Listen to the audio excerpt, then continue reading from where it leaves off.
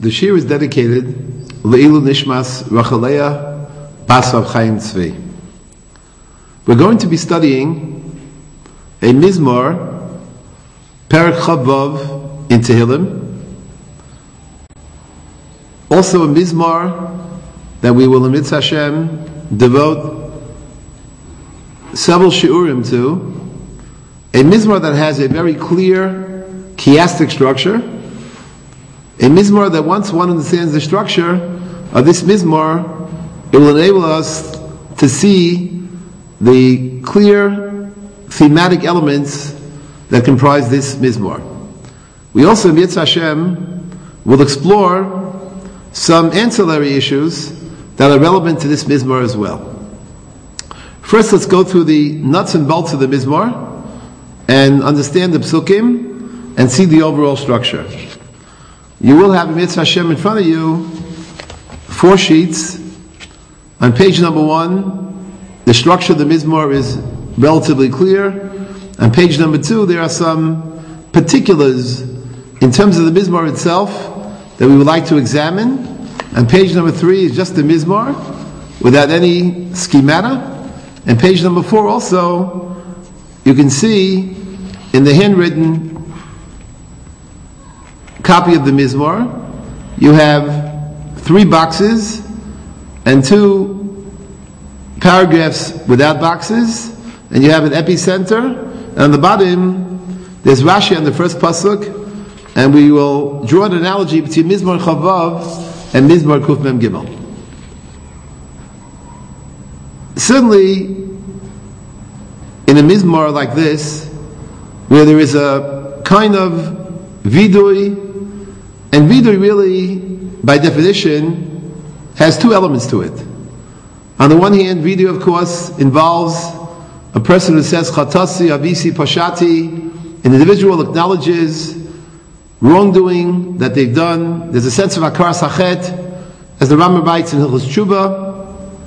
And obviously, the intent of vidui is that a person should take a good look at themselves. There should be a sense of introspection, and one should use the moral searchlight and probe one's innards. That is one element of vidui. On the other hand, vidui contains a second element, which is just as significant and just as important. And that is that a person has to recognize their self-worth. A person has to recognize their ability to raise themselves from their bootstraps. As the Navi comments, Ki nafalti kamti, even though a person fell, one has the ability to rise. The Sfas Emes comments on Psukim at the end of Parshas Vayechi. The Torah speaks about the brachas that Yaakov gave to his children, and with reference to Yehuda, the pasuk says, "Gur Aryeh Yehuda miteref bini Olisa, Korash Shochav ke'Aryeh uchilavi mi kimenu." The Torah speaks about the fact that Yehuda underwent a kind of yerida, as the psukim themselves indicate.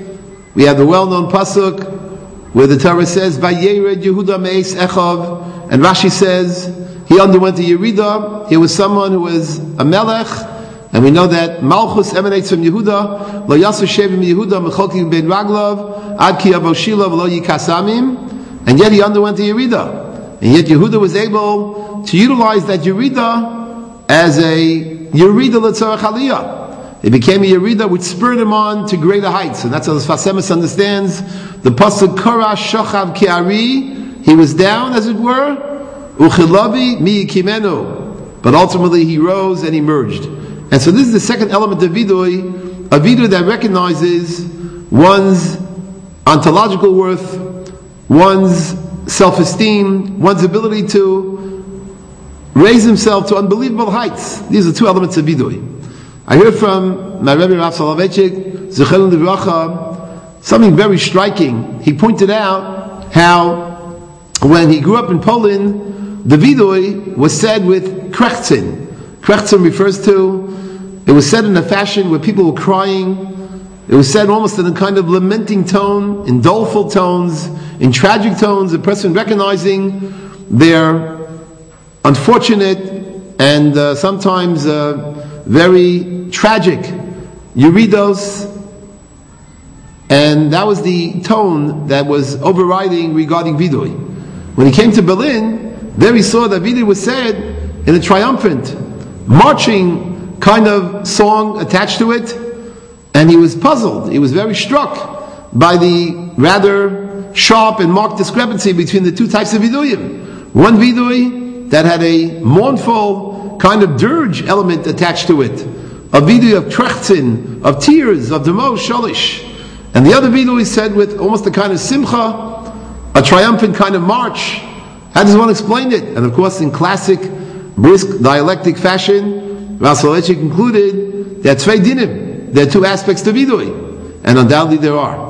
One aspect of vidui, of course, is the ability to judge oneself and to, as I mentioned, take the moral fleshlight and probe one's innards, hakar sachet. And this, of course, is the forerunner of the process of tshuva, which the Rambam has in Perek Alpha tshuva, and again in Perek Beis. We have the elements of tshuva that are well known. Hakar sachet, charota